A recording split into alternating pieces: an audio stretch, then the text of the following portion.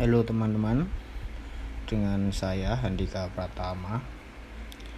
Pada kesempatan kali ini kita akan belajar metode pelatihan. Seorang trainer harus mempunyai kemampuan dalam menentukan metode pelatihan yang cocok. Mengapa demikian? Dengan adanya kesesuaian metode dengan materi pelatihan tertentu akan membuat peserta pelatihan merasa nyaman.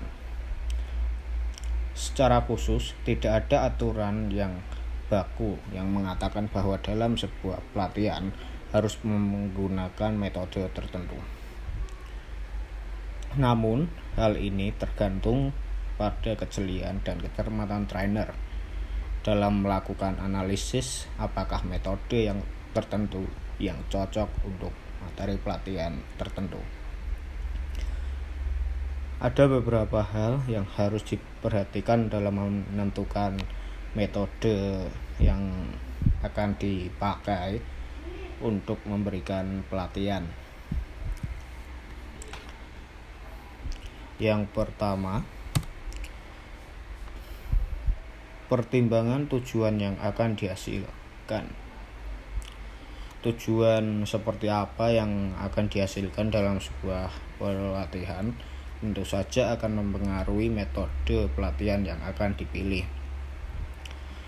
Misalnya, pelatihan supaya peserta memahami sebuah teori tertentu, maka metode pelatihannya akan berbeda apabila tujuan pelatihan agar peserta mampu melakukan sesuatu. Jadi semisal ada supir, maka akan dipilih metode penelitian seperti apa, tujuan apa yang akan dihasilkan, apakah supaya dia bisa mengendarai atau cuma mengetahui pengetahuan struktur dari bagian-bagian kendaraannya, seperti itu. Yang kedua, waktu yang tersedia. Materi pelatihan yang akan disampaikan trainer sebaiknya disesuaikan dengan waktu yang disediakan untuk pelaksanaan sebuah pelatihan. Jadi waktu yang singkat, maka kita trainer harus menyiapkan materi yang ringkas. Sedangkan jika kalau waktunya memang panjang, maka harus menggunakan materi yang panjang. Yang ketiga, karakteristik peserta.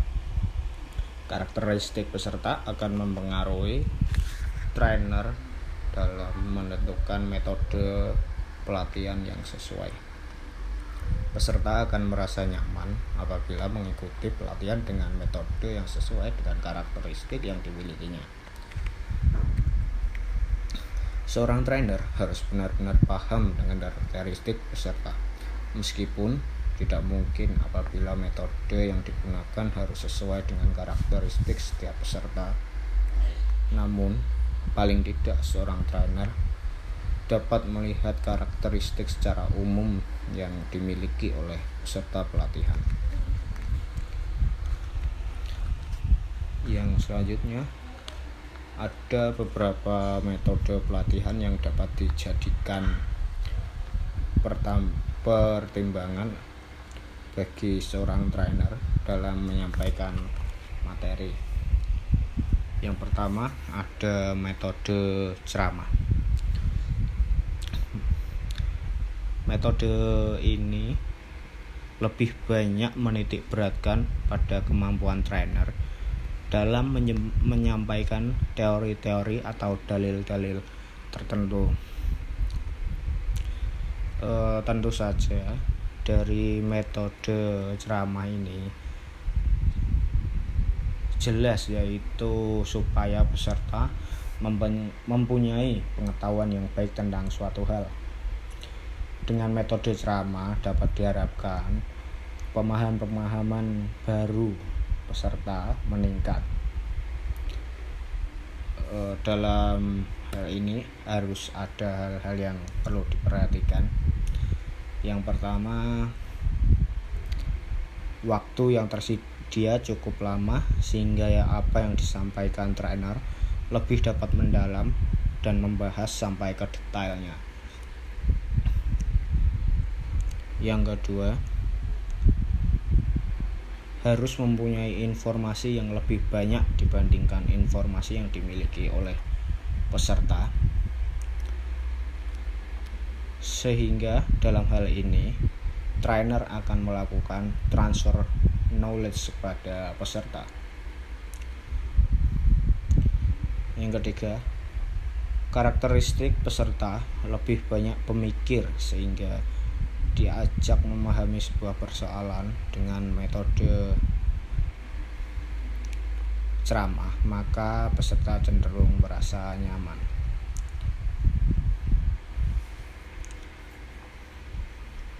Metode ceramah ini cenderung untuk peserta yang belum banyak mempunyai pengalaman kerja, pengalaman hidup yang mendukung.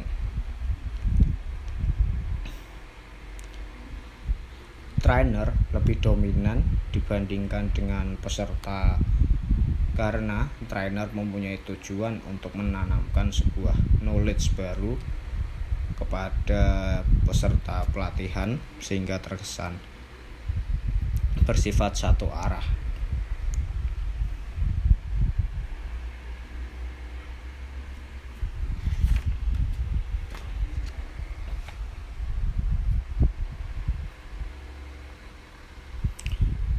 Peserta lebih banyak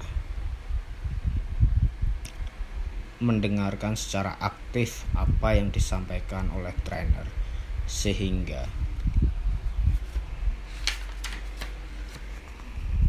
memungkinkan hal ini dapat menyebabkan munculnya rasa bosan pada peserta pelatihan.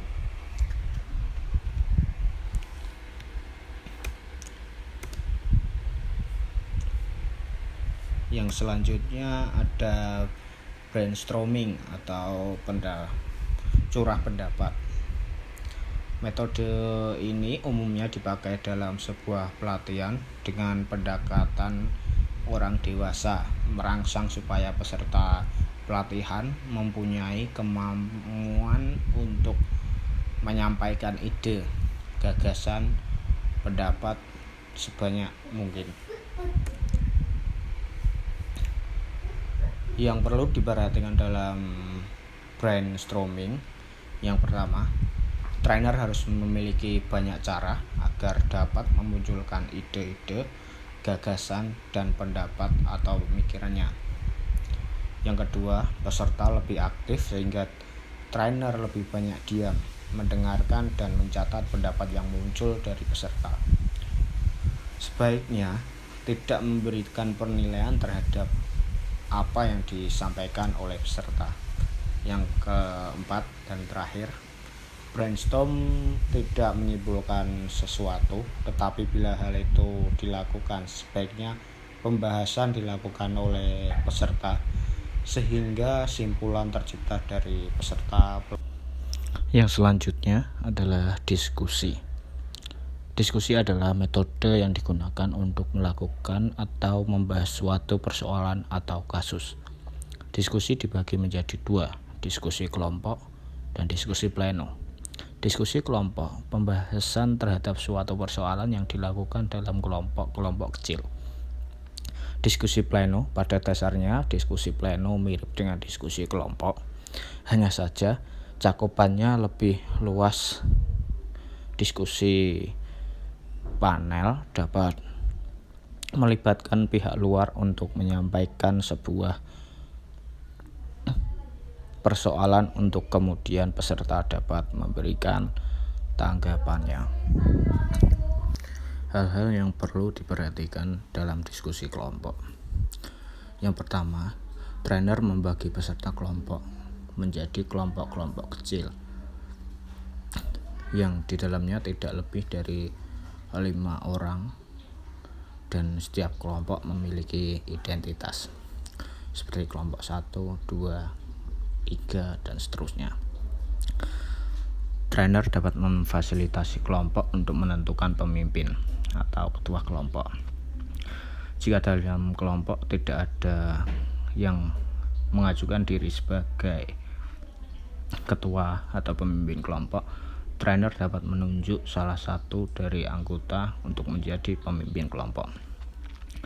Trainer harus jelas menentukan tema yang akan dibahas setiap kelompok. Yang keempat, trainer harus jelas memberikan waktu diskusi untuk dimulai dan kapan harus selesai. Yang terakhir, sedapat mungkin trainer mendorong kelompok agar dapat memperoleh kesimpulan dari hasil diskusi yang telah dilakukan. Yang selanjutnya, metode permainan. Metode game atau permainan adalah suatu metode yang menggunakan permainan sehingga peserta pelatihan lebih mudah untuk mencari pengertian di balik materi pelatihan yang disampaikan oleh trainer.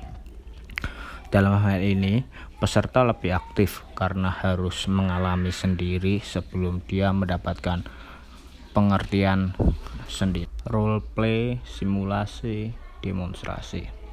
Role play merupakan suatu metode di mana para peserta memainkan sebuah peran tertentu.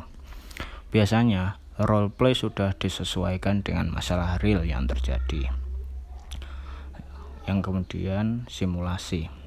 Metode game berbentuk simulasi ini tujuannya adalah mempermudah pelatihan dalam menguasai keterampilan tertentu dalam situasi yang tidak sebenarnya. Yang terakhir, demonstrasi. Demonstrasi menggambarkan keadaan real. Alat-alat yang digunakan pun benar-benar sesuai dengan keadaan real. Tujuannya yaitu meningkatkan keterampilan tertentu dalam keadaan sesungguhnya. Hal-hal yang harus diperhatikan dalam metode demonstrasi: memastikan semua alat yang digunakan untuk simulasi dalam keadaan baik dan siap pakai, menggunakan alat-alat yang benar sesuai dengan alat yang dipakai peserta dalam pekerjaan sehari-harinya. Yang ketiga, memastikan bahwa semua peserta mendapatkan kesempatan untuk melakukan simulasi sehingga perlu pertimbangan waktu yang tersedia. Terima kasih.